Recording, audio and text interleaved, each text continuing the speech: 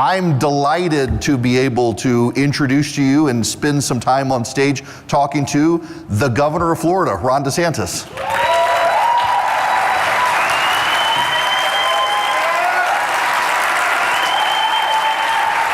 Thank you so much.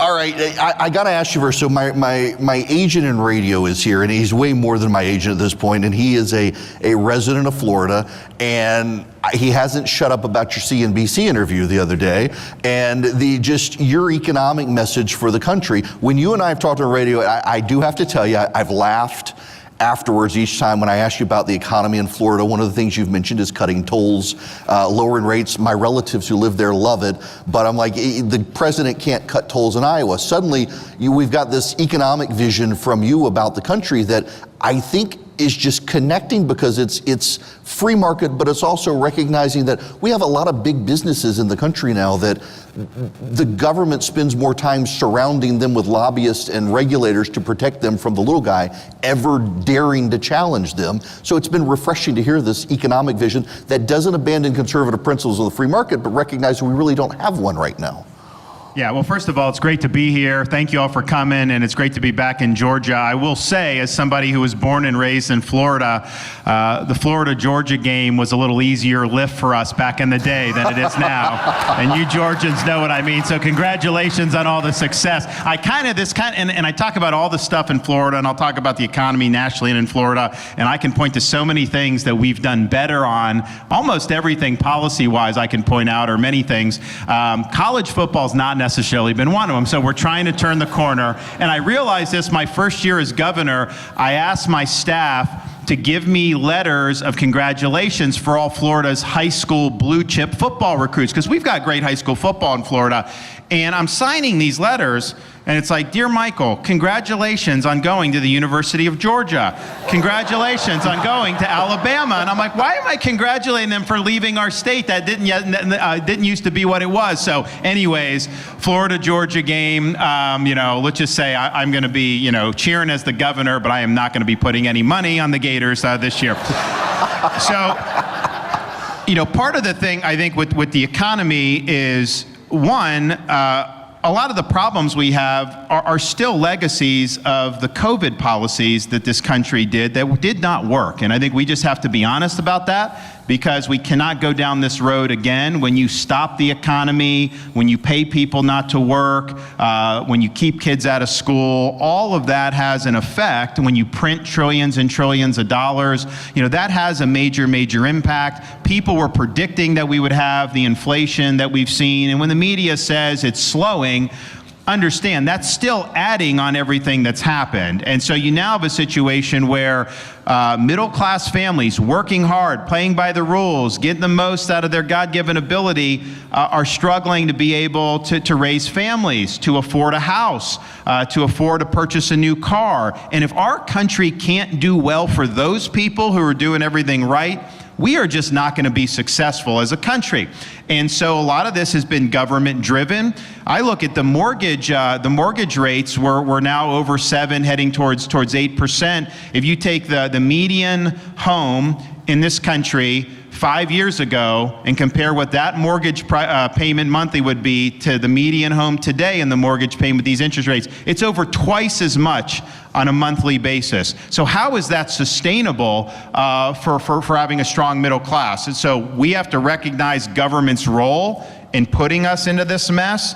The amount of money that the Congress has spent has been totally outrageous over the last 4 or 5 years. It has not been effective, and it's caused a lot of problems. The way government, particularly under Biden, operates, regulations, bureaucracy, that benefits big corporations, and it hurts small businesses, individual entrepreneurs, medium-sized businesses. It gives them a competitive advantage. Our country is going to succeed or not based on whether we can have small businesses thrive and individual entrepreneurs do well. So we're going to take that. I've already said on day one, all of Biden's executive orders and regulations are going in the trash can January 20th, 2025. That's going to be very, very positive.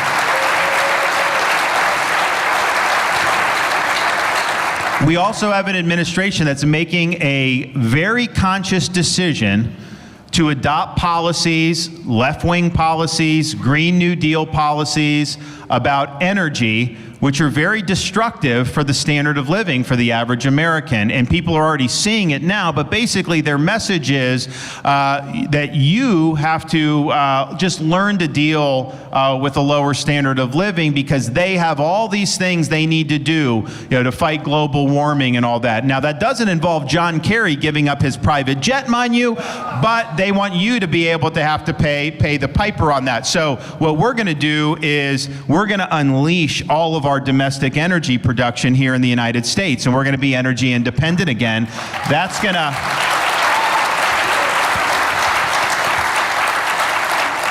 That's going to be a big relief to consumers.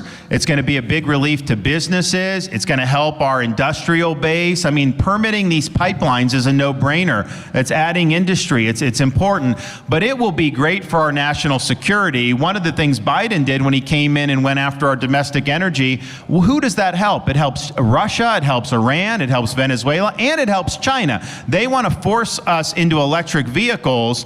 The stuff that goes into that is produced, much of that is produced in China, and so it gives them a competitive advantage. We're energy independent. We'll be the #1 energy power in the world. We will have a huge advantage, not only economically, but in terms of national security, and I think you'll see that reflected in the standard of living of the average American. And then I think just what we've seen with our national security posture is we've got a problem on our hands with the Chinese Communist Party.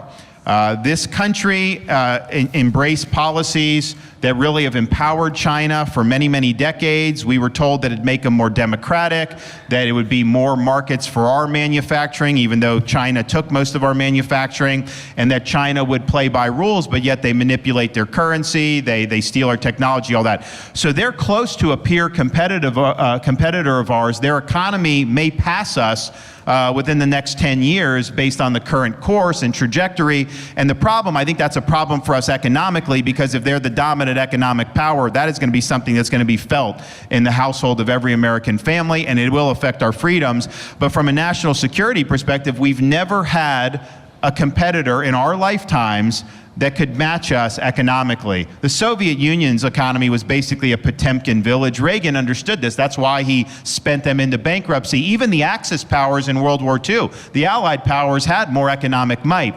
So now you're in a situation where you're not only dealing with somebody that would have a peer and maybe even surpass us economically, but that our economy has been dependent upon their economy for things that are really, really important. Not just sneakers. We're getting pharmaceuticals. We're getting things that go into for our defense industrial base, things that you really need for our national survival.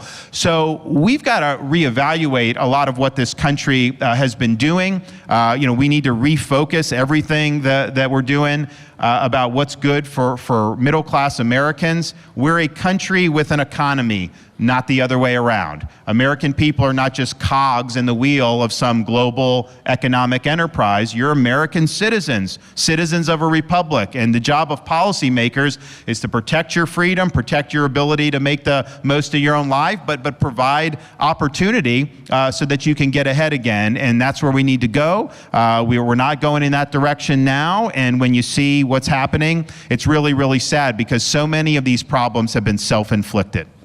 Well said. So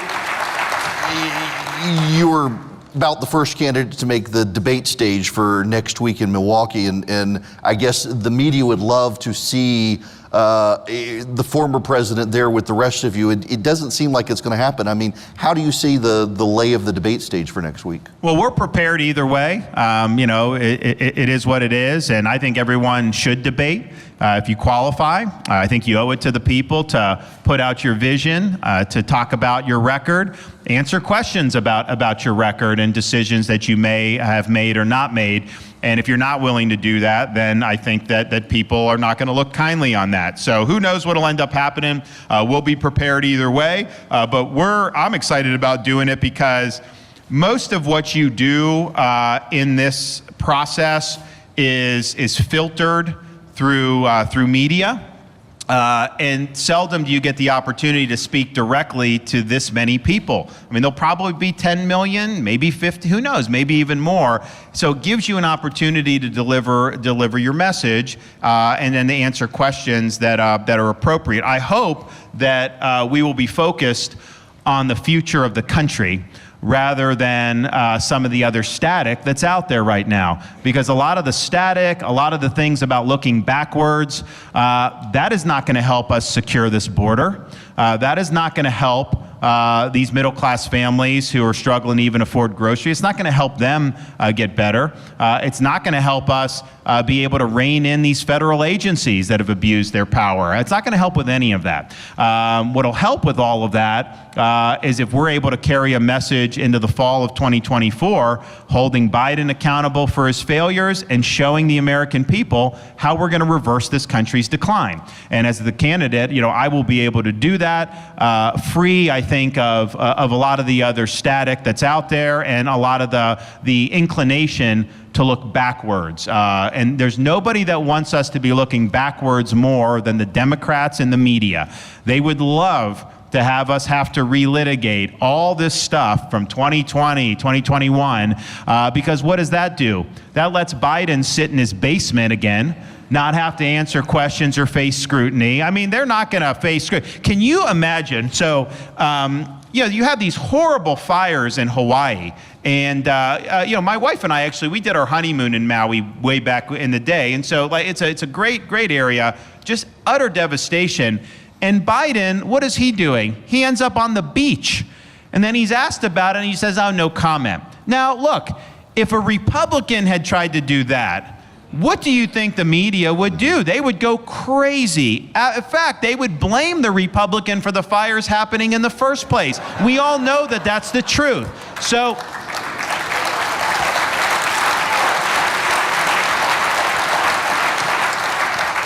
the fact that he's able to kind of skate by, it just shows you how this stuff will end up being.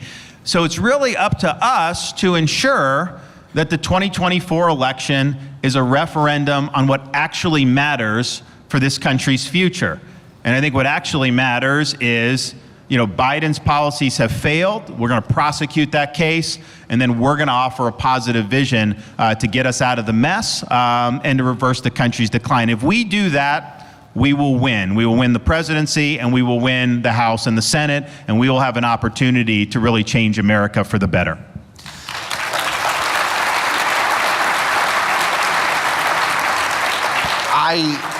I will confess, and it's a level of vanity, that I've reached the age now where I've got people running for president like yourself who are younger than me, only by a couple of years, but you also got kids younger than me, and they've been on the campaign trail with you. And I think it's notable, one, because what a great education for your kids in American civics, but also you're a military veteran, you've got a young family, to be able to see the world through those perspectives to shape American policy seems like it gives you a level of perspective that maybe not everyone on the trail might have. Well, first of all, my kids, so they've done, for the last 2 weeks, they've been on a bus tour through Iowa with us. So I've done 38 of the 99 counties. The kids, though, have been with us on at least half of those counties. So they're going around and they're going to like a county fair in a really rural part of Iowa. They're seeing, going to pet some big cow. They're seeing, we were up in northern Iowa. There's a cheese curd place where my kids are eating cheese curds and ice cream because of the dairy and everything. We were out at one of the stops, and before I brought my kids to Iowa, so I was a baseball player all the way through college, through my senior year of college, and that was what I did, and that's what I always wanted my life to do as far as I could take it. And so I may have shown my kids before our first trip to Iowa a baseball movie from the late 1980s that happened to involve Iowa.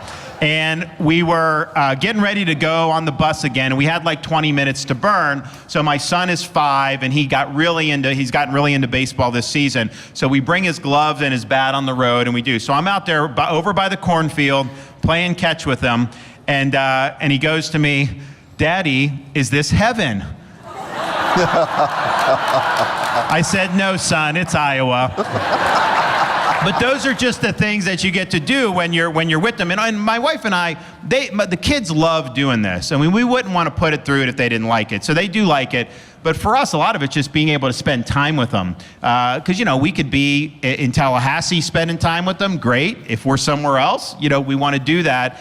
And so it's really been fun to be able to make that happen. Now, in terms of how I see the world, it definitely impacts how I do. I mean, the stuff we've done in education, I would have done this anyways, I think, as a governor, but the fact that I've got a 6, a 5, and a 3-year-old, we just started school Wednesday. First grade, kindergarten, and pre-K3 are my kids in school now. So when you see things about like indoctrination in the curriculum, when we had the fight against Disney about should there be sexualization of the curriculum in elementary school, of course, I think I always would have said no to that, but having the kids, I'm like, HE double hockey sticks, no, we're not doing that. I want to have school be school. I don't want an agenda shoved down their throat. We see different things with cartoons where they're trying to do this. So we're as parents sensitive. We understand what parents are going through. We understand it's difficult in an era of all these devices and everything. There's so many different distractions. There's so many things that take away from your kid just growing up to be good folks. And when I was growing up, we didn't have a lot of this stuff. You could turn on cartoons and it was just cartoons. You would go to school. I went to school, in Florida. I never had any political that I can remember when I was in school. And now it's just a lot different. So we definitely are sensitive to the rights of parents, the ability of parents to choose the best school. And we have universal school choice in Florida now that we just enacted my most recent legislative session.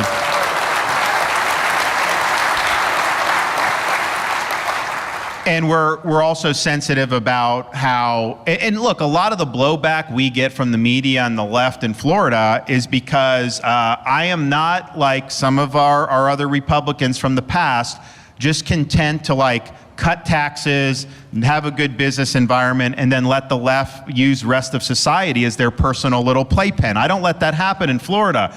They are not going to just take over our schools and use our schools as an instrument to impose their agenda. We are not going to do that. So we fight on those grounds to ensure that the parents have a seat at the table, that there's curriculum transparency. And it's sad that this is the case, but when we said parents have a right to know what curriculum is being used in their kids' school, the left opposed us on that. Why would you oppose the parent being involved? As a teacher, if the parent cares about what their kids are doing, the kids are going to do better. It's harder to reach the kids where the parents aren't as involved. And the reason I think they don't want the parents involved is because the parents represent a roadblock for them to use the system to impose their agenda. And so our parents have blown the whistle on books that have been in 4th or 5th grade that have hardcore pornography in them. How is that possibly appropriate? And the media and the left will say if you remove a pornographic book from a 5th grade classroom, that means you're, quote, banning books. Well, I can tell you in Florida, you as adults can get any book that you want anywhere. There's never been anything done. But adult material should not be shoehorned into an elementary school classroom. If you as a Floridian or American, want to consume that material, keep it away from our kids. Go review Hunter Biden's laptop for all I care. Just don't bring it for our kids. And so we see it and we're...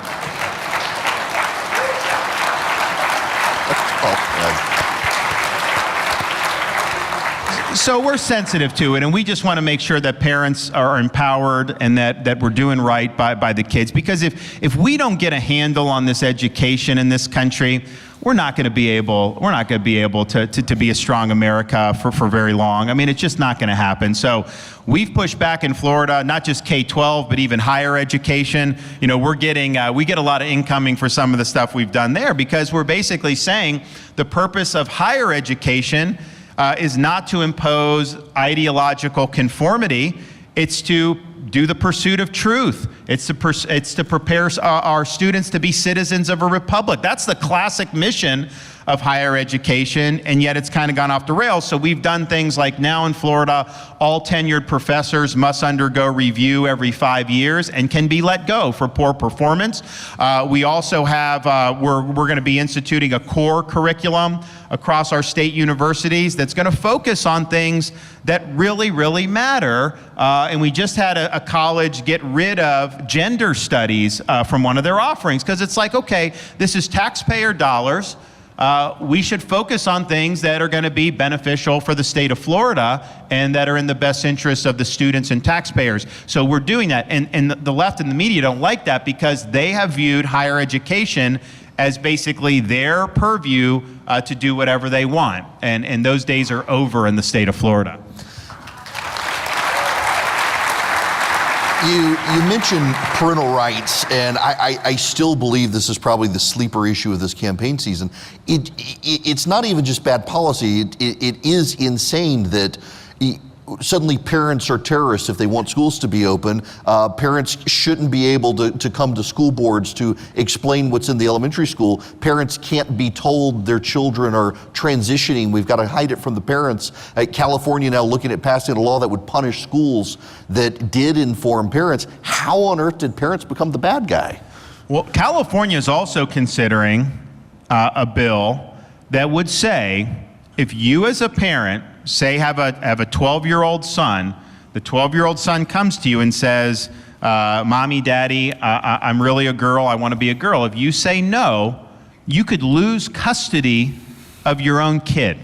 They are debating that, and I think you're going to see more movement in that direction. So this is insane. But what they're doing, they're basically saying that, and I don't think it's limited just to parents' rights context. I think this is also the battle we face in religious liberty context, is they have an orthodoxy on the left that they want to impose on society.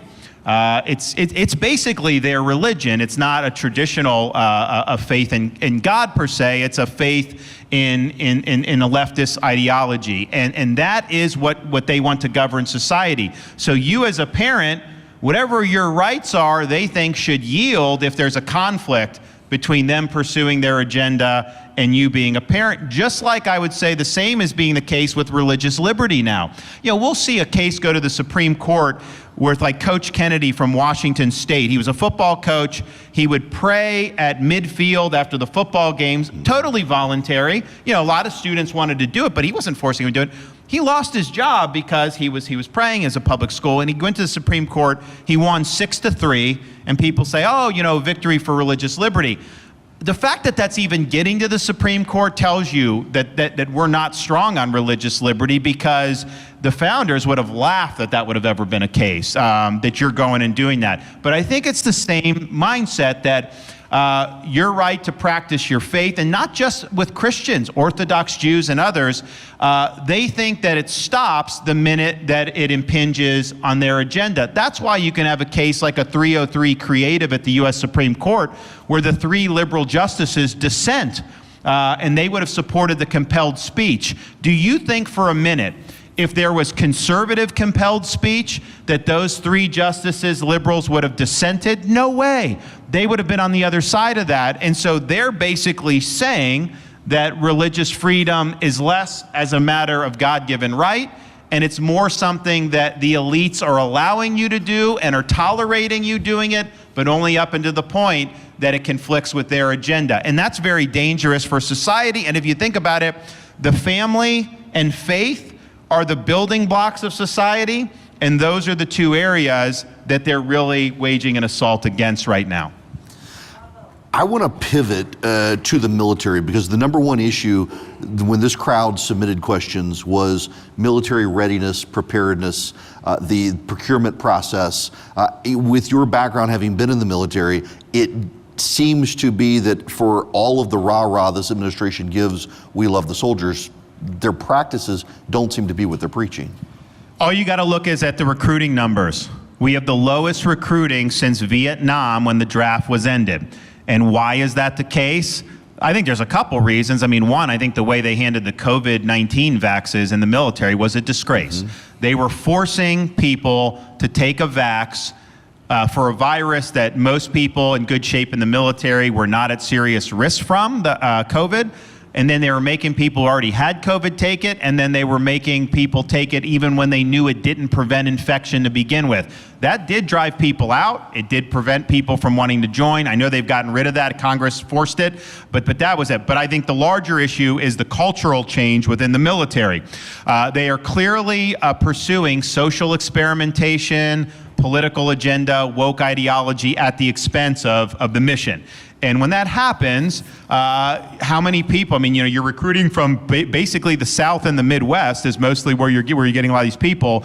That's not necessarily a military that people are going to be inspired to join at the levels we need. And I have veterans come up to me, and this is relatively recent that this is happening, saying they would not want their kids or grandkids to join today's military, given how it's become more political in nature. And that is really, really sad. But that's just a reality that we see with what's going on. So we did a rollout of a policy to deal with this a few months ago in South Carolina. And basically on day one as commander-in-chief, we're ripping out the social experimentation, we're ripping out the political agenda, ripping out the wokeness. We're going to restore the military to its proper function of putting the mission first.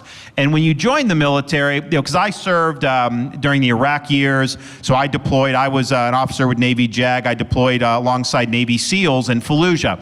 And so you're in situations there that, and there's different people that have different roles, but it's the mission before all else.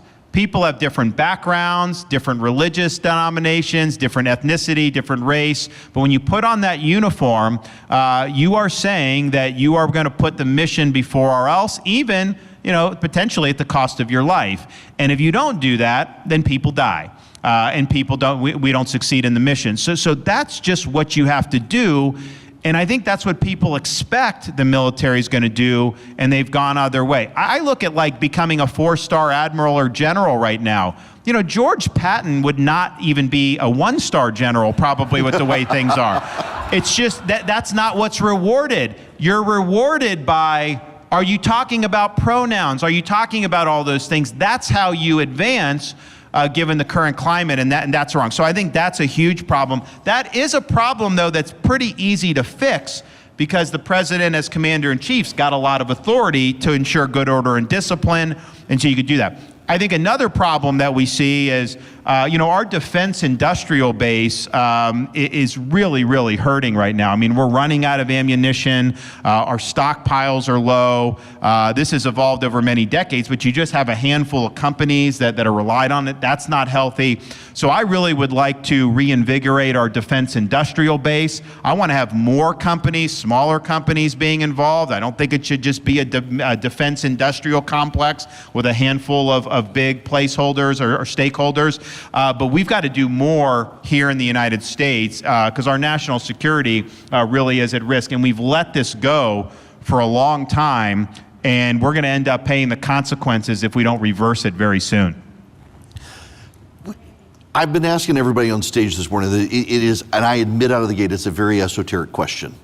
But there are a lot of things we know, going to Don Rumsfeld's old quote, there are a lot of things we don't know, but there seems to be a growing array of things we don't know that are festering around the world and even here at home. And so I can't ask you about the things we don't even know, but if you were, as governor now, or if you were president, where do you think the government needs to start focusing a spotlight in the shadows to try to get an assessment of what might be happening out there we've got no idea of? Well, I think that with China, I think that there's a lot of stuff that our government is not well in tune that what they're doing. You know, I think that they've been very, very effective at getting involved in all kinds of crevices in the economy and society.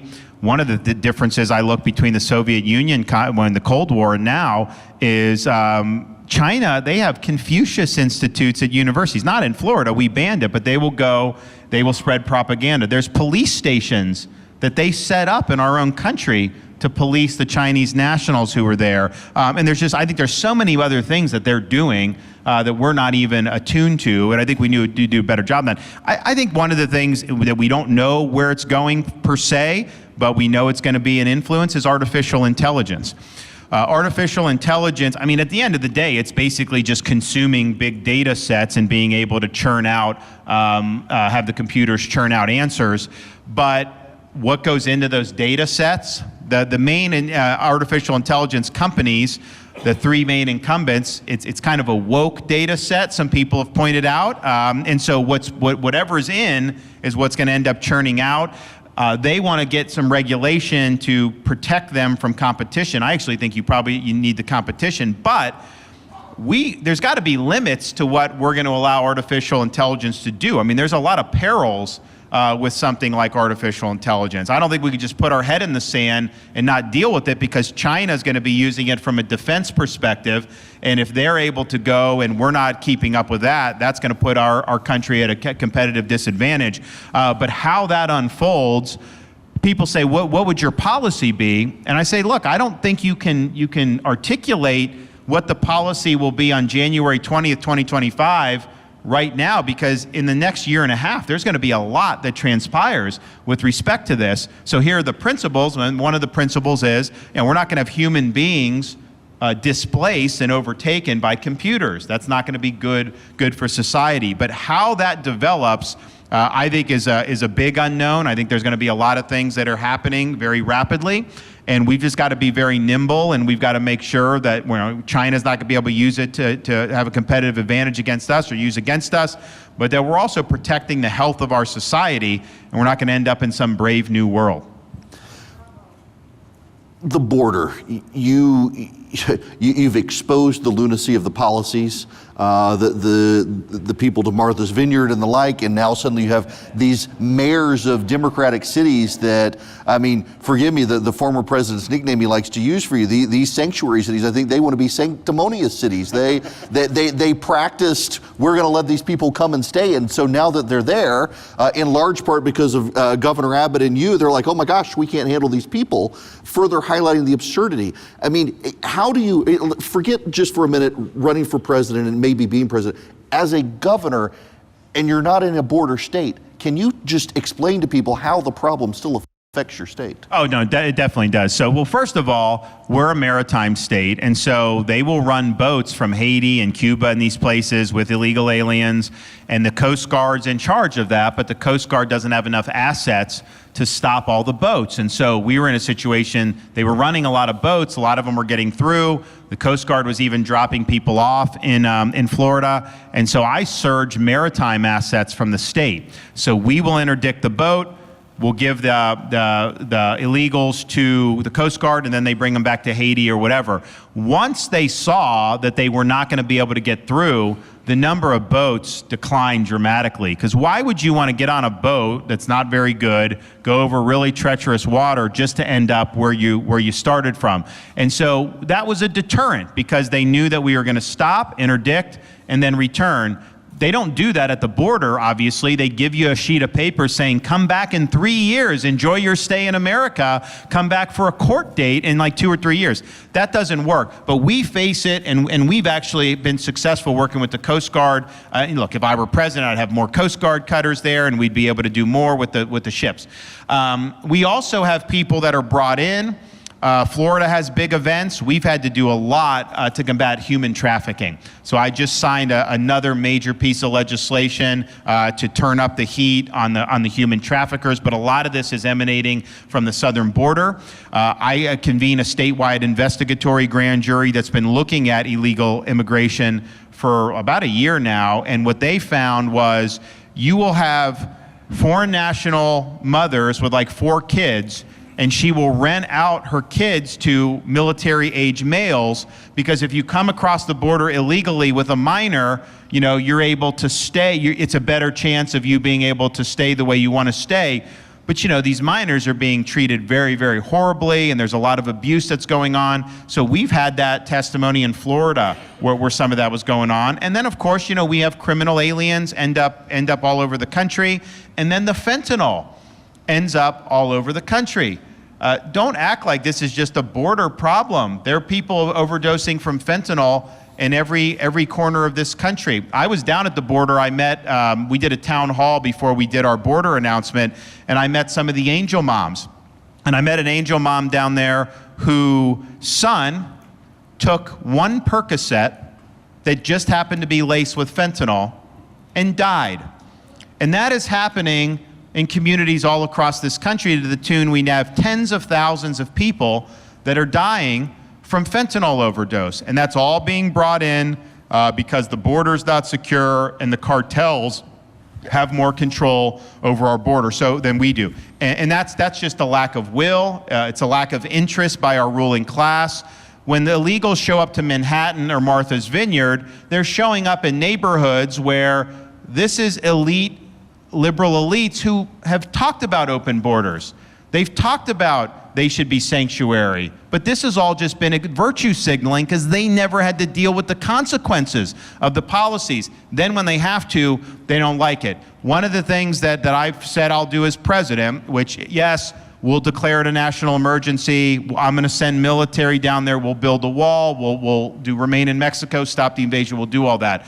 But when you have cartels operating the way they are, they're operating as akin to foreign terrorist organizations because they're killing our people. They're poisoning our people. So we are going to authorize the use of deadly force against the cartels. If you have somebody coming in with the fentanyl in the backpack, they even break through the border wall where there is wall. If they're doing that, that's the last thing they're going to be able to do because we're going to leave them stone cold dead at the border. We're not putting up with it anymore.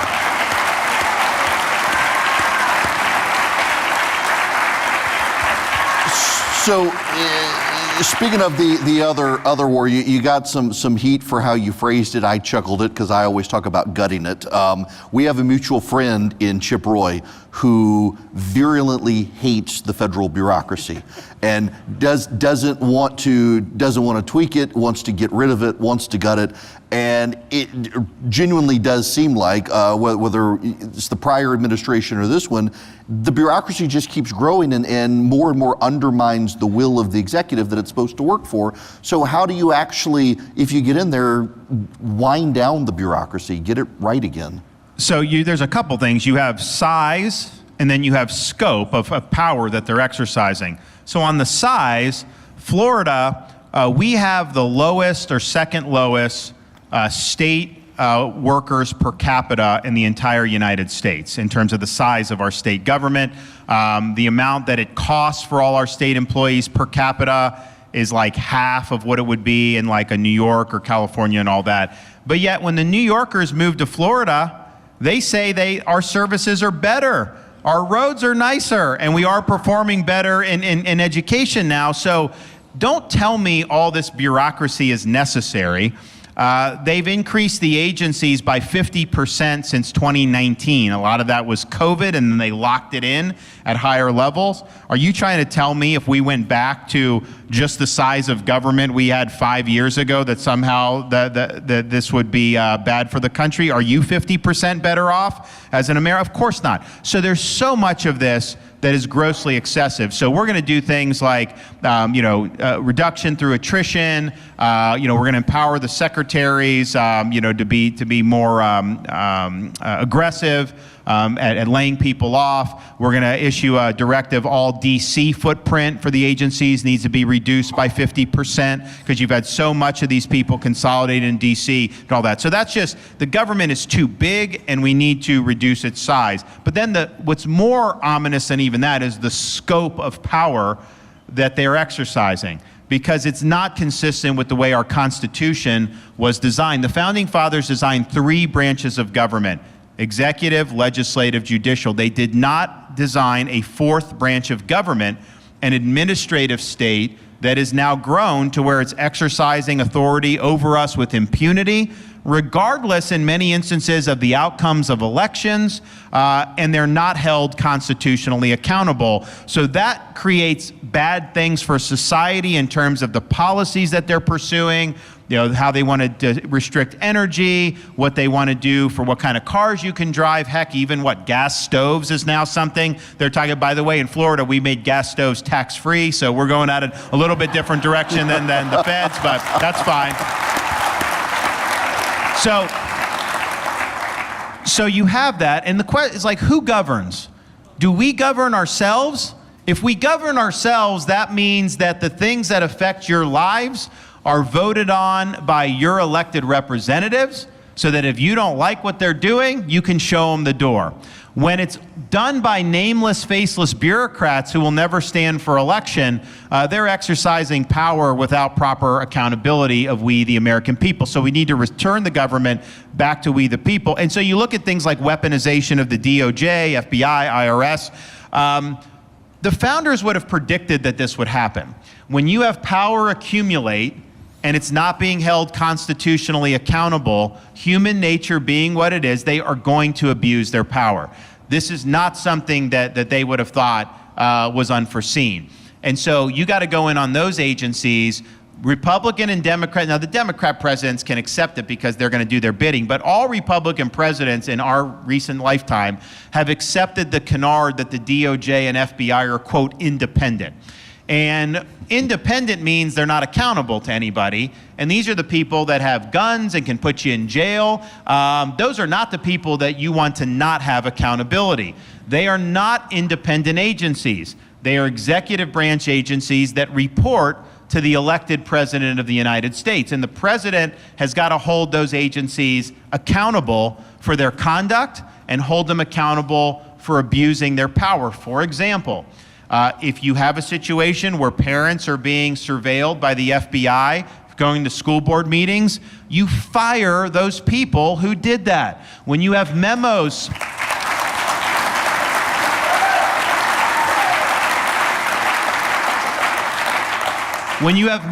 circulating that are identifying traditional Catholics as potential terrorists, you fire the people that were involved with doing that. When you have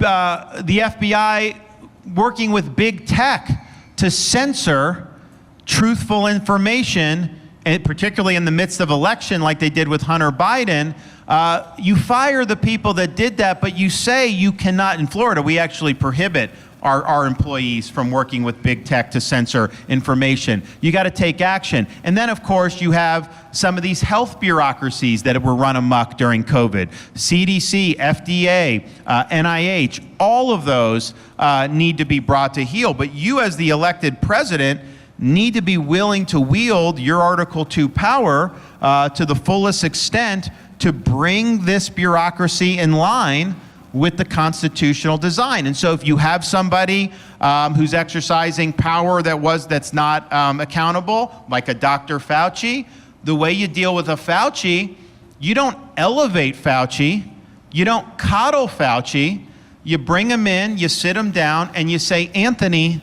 you're fired. That's what you do.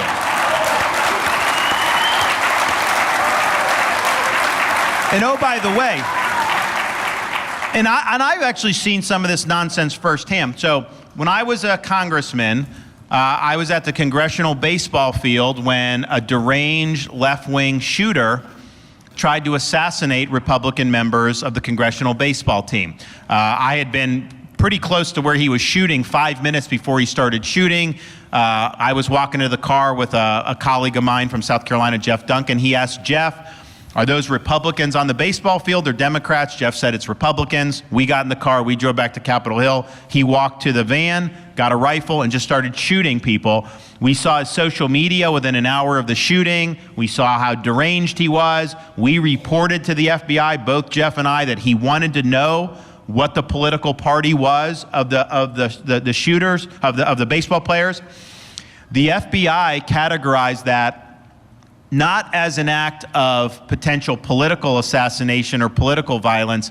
They categorized it as suicide by cop, as if this was just a guy that wanted it. First of all, we normally wouldn't have had anybody that was armed there. The only reason there were armed officers is because Steve Scalise had a security detail because he was a member of the congressional leadership. If he hadn't gotten to practice, there would have been no other cops. And so they said it was suicide by cop, and I think it took them 3 or 4 years to finally acknowledge that no, this was a deranged left-wing gunman who opened fire on these baseball players because he knew they were Republican members of Congress.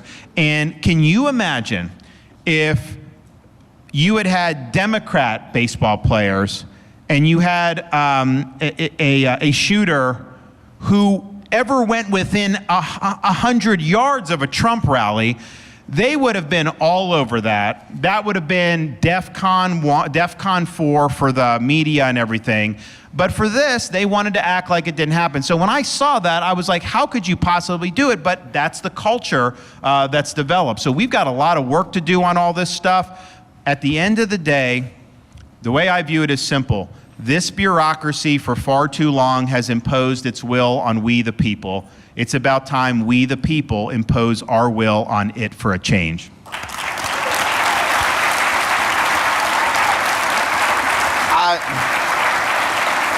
I got to ask you one last question, and this is for those of us who live in the Southeast. It's a small bone to pick with you. Since COVID, there has been this alarming rise on the interstates of Alabama, Georgia, South Carolina, North Carolina, Tennessee, of slowpokes in the left lane with Florida tags.